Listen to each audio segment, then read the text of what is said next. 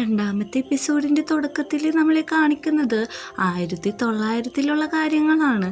നമ്മുടെ ഇൻസ്പെക്ടറും അവൻ്റെ boy friend win എന്നാണ് പേര്. ഇൻസ്പെക്ടറിൻ്റെ പേര് ഓൾറെഡി നമുക്കറിയാം, കൊനൽ എന്നാണ്. അപ്പോൾ അവർ രണ്ടുപേരും കൂടി ലവേഴ്സാണ്. അവരവരുടെ ടൈം സ്പെൻഡ് ചെയ്യാണ്. അപ്പോൾ ഇരിക്കുമ്പോഴേക്കും വിൻ ചോദിക്കും, ഈ റിങ് ഞാൻ എടുത്തോട്ടെന്ന് ചോദിക്കുമ്പോൾ അത് നീ എടുത്തു, എനിക്ക് കുഴപ്പമൊന്നുമില്ല എന്ന് ചോദിക്കും. പിന്നെ പറയുന്നുണ്ട്, എനിക്ക് ഈ ആക്ടർ ജീവിതം എടുത്തു, എനിക്ക് നിൻ്റെ ഒപ്പം ഉള്ള സന്തോഷമായിട്ടുള്ളൊരു ജീവിതമാണ് വേണ്ടത്. ഒരു കുഞ്ഞ് വീട്, മുമ്പിലൊരു പുഴ, 3 ചെടികൾ, അങ്ങനെയൊക്കെ അവൻ്റെ ആഗ്രഹം പറയുമ്പോഴേക്കും ഇൻസ്പെക്ടർ പറയാണ് അത് നടക്കത്തില്ല, കാരണം നീ ഇത്ര ഫേമസ് ആയിട്ടുള്ള ഒരാളല്ലേ. അപ്പോൾ നാട്ടുകാരും ആൾക്കാരൊക്കെ എന്ത് പറയുമെന്നാണ് ചോദിക്കുന്നത്.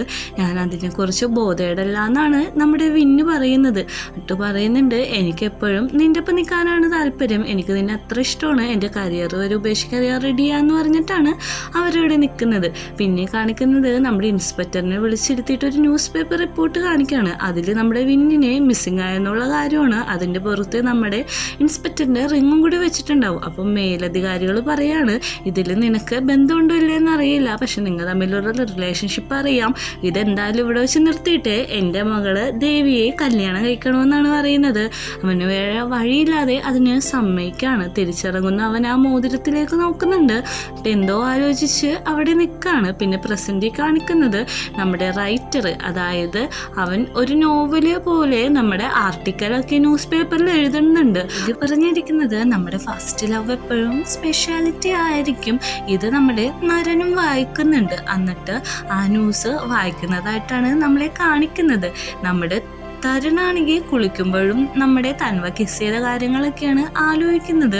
അങ്ങനെ അവൻ കുളി കഴിഞ്ഞ് വരുമ്പോഴും തൻവ കൊടുത്ത ആ പേപ്പർ വെച്ചുണ്ടാക്കിയ ഒരു സാധനം കാണുന്നുണ്ട്. അതവൻ വേസ്റ്റ് ബാസ്ക്കറ്റിലേക്ക് വലിച്ചെറിഞ്ഞിട്ടിട്ട് പിന്നെ എടുത്ത് വെക്കാണ്.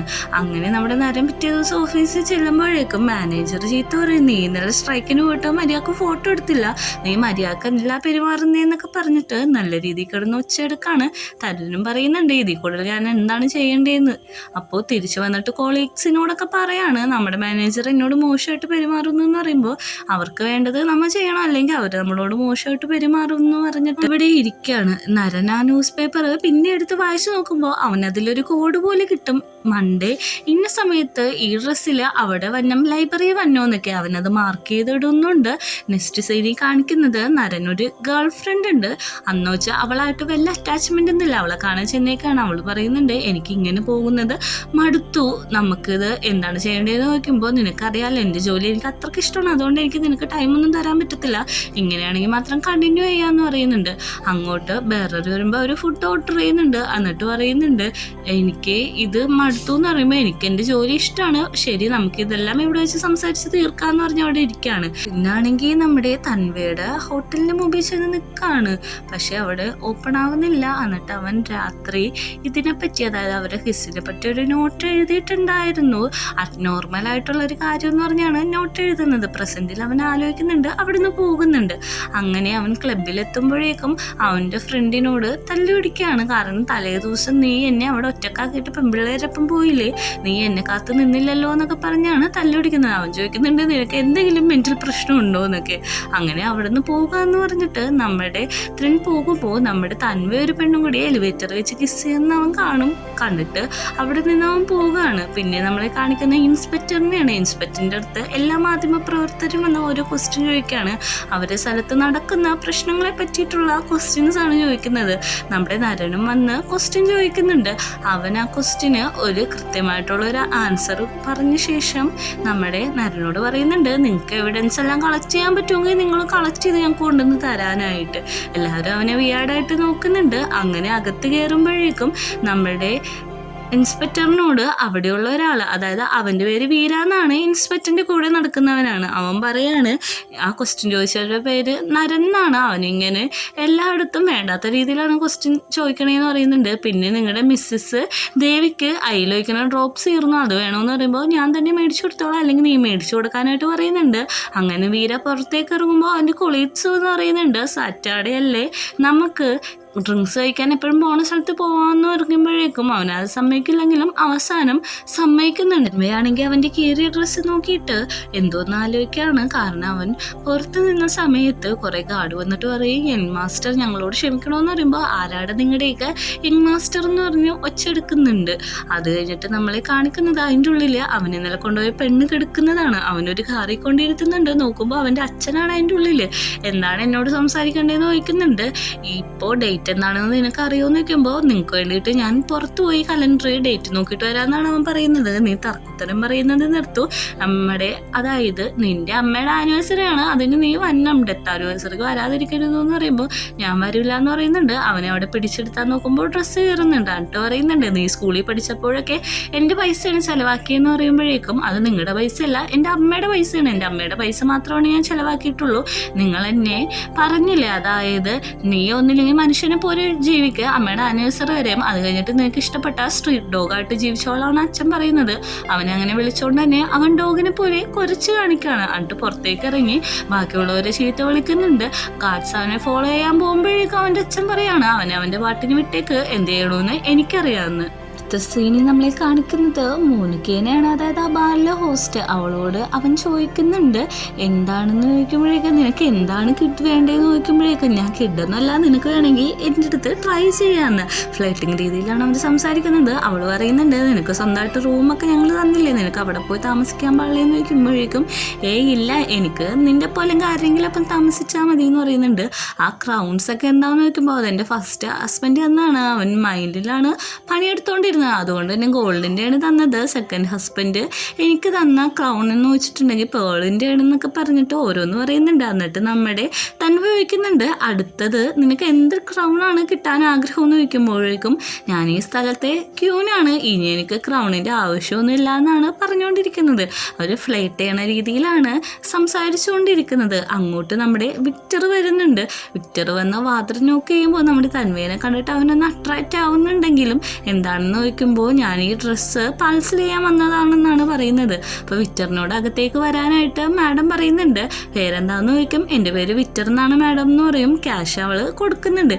തിരിച്ചു പോകുന്ന വഴിക്ക് അവൻ ഒരു പേപ്പറിൻ്റെ ഒരു പടം പോലത്തെ സാധനം നമ്മുടെ തരുന്നു കൊടുത്ത പോലത്തെ സാധനം കൊടുക്കുമ്പോഴേക്കും അവനത് മേടിക്കുന്നുണ്ട്. പിന്നെ നമ്മളെ കാണിക്കുന്നത് ദേവിയുടെയാണ്, അതായത് നമ്മുടെ ഇൻസ്പെക്ടറിൻ്റെ ഭാര്യ. അവളുടെ അടുത്ത് വന്നിട്ട് വീര ഐ ഡ്രോപ്സ് കൊടുക്കുകയാണ്.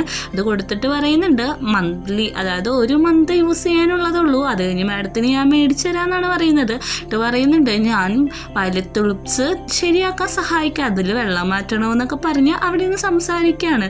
നമ്മുടെ തൻവയാണെങ്കിൽ ഹോട്ടലിൽ അവൻ്റെ ഡെയിലി വർക്കിന് അവിടെ എത്തുന്നുണ്ട്. തരുണോട് ഫ്രണ്ട് പറയാണ് നിനക്ക് ഞാനൊരു ഡേറ്റിംഗ് സെറ്റ് ചെയ്ത് തരാം, എൻ്റെ കസിൻ ഇങ്ങോട്ട് വന്നിട്ടുണ്ട്, അവളോട് ഞാനെല്ലാം പറഞ്ഞിട്ടുണ്ട്, നീ അവളെ നല്ല രീതിക്ക് ടേക്ക് കെയർ ചെയ്യണം, ഡേറ്റ് ചെയ്യണമെന്ന് പറഞ്ഞു തീരുന്നതിന് മുമ്പ് അവൻ്റെ കസിൻ, അതായത് കോമിൻ്റെ കസിൻ അങ്ങോട്ട് എത്താണ്. അപ്പോൾ പറയുന്നുണ്ട് ഇതെൻ്റെ കസിനാണ്, റോസ് എന്നാണ് പേര് എന്ന് പറഞ്ഞിട്ട് അവളെ പരിചയപ്പെടുത്തി കഴിഞ്ഞിട്ട് അവിടെ ഇരുന്ന് അവർ വൈൻ ഓർഡർ ചെയ്യുന്നുണ്ട്. പെട്ടെന്ന് തന്നെ നമ്മുടെ തരം പറയാണ് എനിക്കൊരു അപ്പോയിൻമെൻ്റ് ഉണ്ട്, എനിക്ക് നിങ്ങളെ കണ്ടതിൽ സന്തോഷം എന്ന് പറഞ്ഞിട്ട് പെട്ടെന്ന് തന്നെ അവിടെ നിന്ന് ഇറങ്ങി പോവാണ്. കോമിന് എന്തോ പോലെ ആവുന്നുണ്ട്. റോസിനാണെങ്കിൽ നല്ല രീതിക്ക് ദേഷ്യം വരുന്നുണ്ട്. കോമിന് വേറെ വഴിയില്ലാതെ അവളുടെ ഇരുന്ന് വൈൻ കുടിക്കുകയാണ്. പിന്നെ നമ്മളെ കാണിക്കുന്നത് തൻവ അവിടെ മ്യൂസിക് പ്ലേ ചെയ്തുകൊണ്ടിരിക്കുകയാണ്. ആ വഴിയാണ് നമ്മുടെ തരും പോകുന്നത്. അവൻ നമ്മുടെ തൻവേനെ കണ്ടിട്ടും കാണാത്ത പോലെ ബാഗൊക്കെ മറച്ചു വെച്ചിട്ടാണ് ആ വഴി പോകുന്നത്. അവൻ പോകുന്നത് തൻവ നല്ല രീതിക്ക് നോട്ട് ചെയ്യുന്നുണ്ട്. അങ്ങനെ പാർക്കിംഗ് സൈഡിൽ എത്തുമ്പോഴേക്കും നമ്മുടെ തൻവ അങ്ങോട്ട് വരികയാണ്. ഹായ് തരൻ എന്ന് പറയുമ്പോഴേക്കും ഹലോ തൻവ എന്നും ഇങ്ങനെ പറയുന്നുണ്ട്. നമ്മൾ ആദ്യമായിട്ട് കാണുന്ന പോലെയല്ലേ എന്നൊക്കെ അവൻ തമാശക്ക് ചോദിക്കുന്നുണ്ട്. എന്നിട്ട് നമ്മൾ തൻവ ചോദിക്കുകയാണ് നമ്മളിന്ന് ഉച്ചക്ക് മീറ്റ് ചെയ്തില്ലേ എന്ന് ചോദിക്കുമ്പോഴേക്കും തരൻ പറയാണ് എനിക്ക് ഷോർട്ട് സൈറ്റ് ഉണ്ട്, അതുകൊണ്ട് എനിക്ക് ദൂരെയുള്ളതൊന്നും കാണാൻ പറ്റില്ലെന്നാണ് അവൻ പറയുന്നത്. അതായത് ലോങ് സൈറ്റ് എന്നാണ് അവൻ ഉദ്ദേശിച്ചത്. അവൻ തിരിച്ചാണ് പറയുന്നത്. ആണല്ലേ, പക്ഷെ ഞാൻ നിന്നെ കണ്ടായിരുന്നു എന്ന് പറയാണ്. പെട്ടെന്ന് തന്നെ അവൻ കാറിൽ കയറി വാതിലടക്കുന്നുണ്ട്. അവൻ്റെ ബാഗിൽ നിന്ന് ഒരു സാധനം അവൻ പുറത്തേക്ക് ഇട്ടല്ലോ, അത് അവൻ കൈ പിടിച്ച് നോക്കുന്നുണ്ട്. അങ്ങനെ അവൻ പാർക്ക് ചെയ്യാൻ വേറെ സ്ഥലത്തേക്ക് ചെല്ലുമ്പോഴേക്കും അങ്ങോട്ട് നമ്മുടെ തൻവ എത്തുകയാണ്.